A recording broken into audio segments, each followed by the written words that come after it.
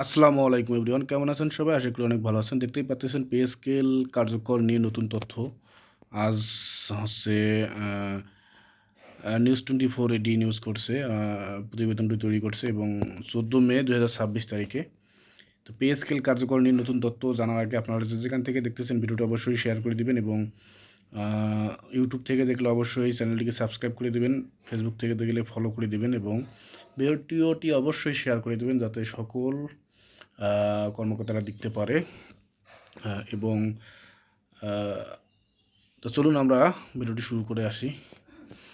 তো নিত্য পণ্যের লাগামহীন ঊর্ধ্বগতি আর দীর্ঘ 11 বছরের অপেক্ষা শেষে সরকারি চাকরিজীবীদের জন্য সুখবর আসছে। আগামী 26-27 অর্থ বছরে বাজেটে নবম পে স্কেল বাস্তবায়নের লক্ষ্যে সরকার প্রাথমিক প্রস্তুতি শুরু করছে। সংশ্লিষ্ট সূত্র মতে নতুন বেতন কাঠামো খাতের জন্য বাজেটে প্রায় 35,000 কোটি টাকা বরাদ্দের একটি প্রাথমিক রূপরেখা তৈরি করা হয়েছে। দীর্ঘদিনের পুঞ্জীভূত অসন্তোষ দূর করতে এবং জীবনযাত্রার ব্যয়ের সঙ্গে আয়ের সঙ্গতি মেলাতেই সরকার এই বড় পদক্ষেপ নিতে যাচ্ছে। বিপুল অঙ্কের আর্থিক সংশ্লেষ বিবেচনায় নিয়ে নতুন পে স্কেল একেবারে কার্যকর না করে ধাপে ধাপে বাস্তবায়নের পরিকল্পনা করছে অর্থ মন্ত্রণালয়। প্রাথমিক পরিকল্পনা অনুযায়ী প্রথম পর্যায়ে মূল বেতনের প্রায় অর্ধেক বৃদ্ধি কার্যকর হতে পারে, যদিও এটি বেতন কমিশনের প্রস্তাবিত পূর্ণাঙ্গ কাঠামোর তুলনায় কিছুটা কম। তবুও বর্তমান মূল্যস্ফীতির বাজারে একে সরকারি চাকরিজীবীদের জন্য বড় স্বস্তি হিসেবে দেখা হচ্ছে।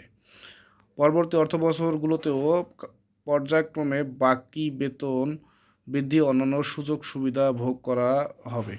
দীর্ঘদিন নতুন পে স্কেল না হওয়ায় সরকারি কর্মচারীদের মধ্যে ক্ষোভ দানা বাঁধছিল। এই পরিস্থিতিতে বাংলাদেশ সরকারি কর্মচারী কল্যাণ সমিতির কেন্দ্রীয় আহ্বায়ক কমিটি আসন্ন বাজেটের আগেই জাতীয় বেতন কমিশন 2025 এর চূড়ান্ত সুপারিশ প্রকাশের দাবি জানিয়েছে। তাদের মতে বর্তমান বাজারের পরিস্থিতির সঙ্গে 2015 সালের বেতন কাঠামো কোনোভাবেই সঙ্গতিপূর্ণ নয়। সরকারি এই অনড় অবস্থানের মুখে সরকার এখন দ্রুত সিদ্ধান্ত নেওয়ার পথে হাঁটছে। নতুন এই বেতন কাঠামো সুফল কেবল 14 লাখ সরকারি কর্মচারীরাই পাবেন না, বরং এর আওতায় আসবেন 9 লাখ পেনশনভোগীও। এছাড়া বিচার বিভাগ ও সশস্ত্র বাহিনীর জন্য পৃথক বেতন কাঠামো নির্ধারণের কাজও অনেক দূর এগিয়েছে। সরকারের সর্বোচ্চ পর্যায়ে সবুজ সংকেত মিললে আগামী বাজেটের আসতে পারে নতুন পে স্কেলের আনুষ্ঠানিক ঘোষণা। বিশাল এই জনবলকে সন্তুষ্ট রাখতে এটি হবে সরকারের অন্যতম বড় একটি চ্যালেঞ্জ ও বিনিয়োগ। অর্থ মন্ত্রণালয়ের সূত্র অনুযায়ী সব কিছু ঠিক থাকলে আগামী অর্থ বছর থেকেই প্রথম ধাপের সুবিধা ভোগ করতে পারবেন সরকারি কর্মচারীরা। তবে পূর্ণাঙ্গ নবম পে স্কেল ও সংশ্লিষ্ট সব ভাতা পুরোপুরি কার্যকর হতে 2028-29 অর্থ বছর পর্যন্ত সময় লাগতে পারে। মূলত দেশের সামষ্টিক অর্থনৈতিক পরিস্থিতি এবং বাজেট ঘাটতির ভারসাম্য রক্ষা করতেই সরকার এই ধীর অথচ নিশ্চিত পথ বেছে নিয়েছে। এতে সরকারের ওপর হুট করে বড় আর্থিক চাপ পড়বে না, আবার কর্মচারীরাও নিয়মিত বিরতিতে বেতন বৃদ্ধির সুফল পাবেন। তো এখান থেকে বোঝা যাচ্ছে যে অতি দ্রুত অর্থাৎ আগামী অর্থ বছরে এই জুন